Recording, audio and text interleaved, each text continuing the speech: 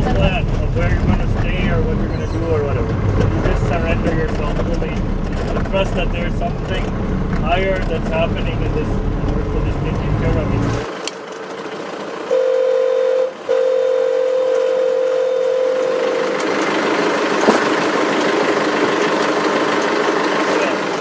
And when he retired, he realized he felt he did something wrong.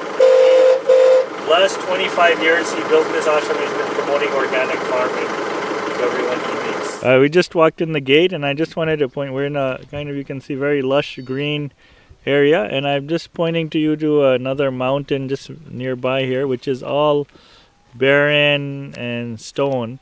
And what I was saying is that our campus 25 years ago was just like that. It had all been deforested and barren. And when the founder, Mr. Mehta, took over this place, he just in retirement, he spent the last 25 years regenerating this whole piece of land. And luckily it's been gifted to us for use for the Swaraj University campus. A field of wheat growing here, organic wheat.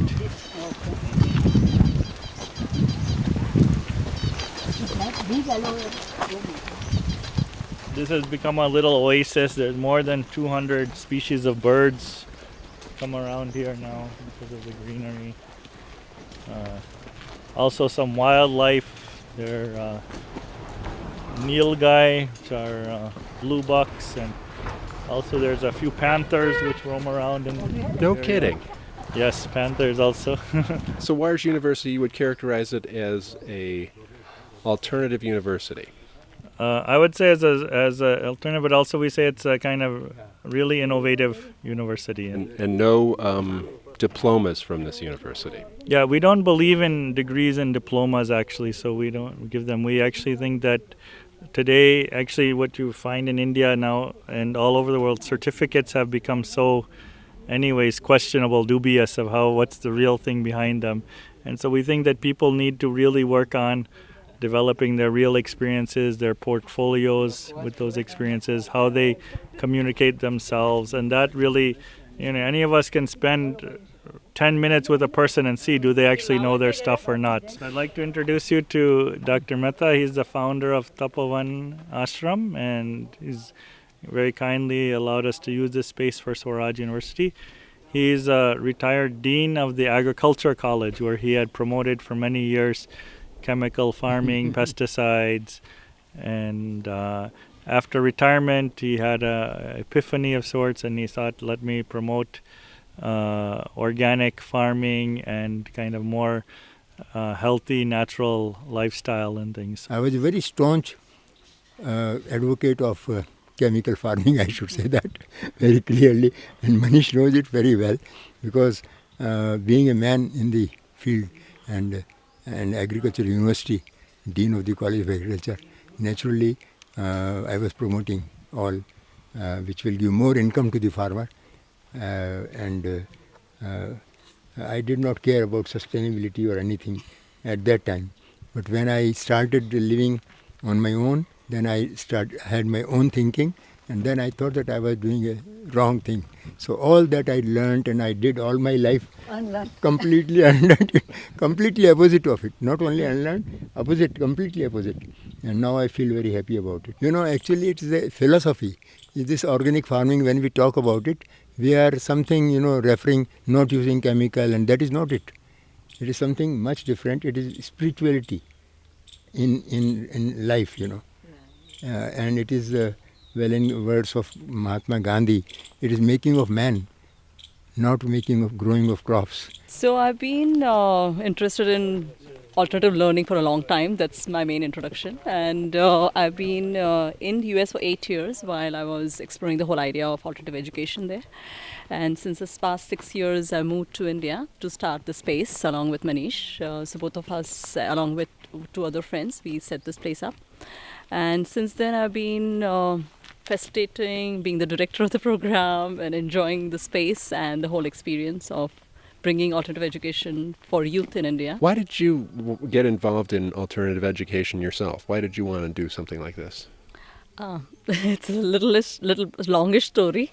It started when I was 18 and I had failed in all the subjects in 12th grade. And in India, for middle and upper middle class and higher upper class, the 12th grade exam is for everybody. I would say is such a huge thing that if you don't do well, means who you are is determined about from the results of your 12th grade result.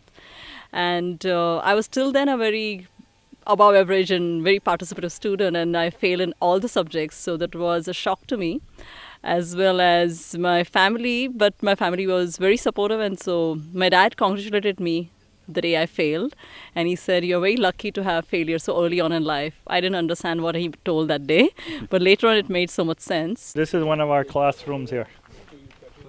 Why don't you sit down? Manish Jain, tell me about yourself. For a while, you worked on development issues at the UN. Yeah, so I worked first for many years as a consultant with USAID in Africa, the World Bank in Africa, and UNICEF in the former Soviet Union. And then I was with UNESCO as a staff member for 2 years working on a program there called Learning Without Frontiers. And the more I went to those places and understood how they're working and what their philosophy is, more questions I had. I had a lot of questions. So I actually, in a kind of half joking, half seriously way, so I had actually lost all faith in these big institutions to actually solve the problems in the world. So we started Shikshantar to kind of create a different space and a different movement for people to think in more innovative ways about development challenges.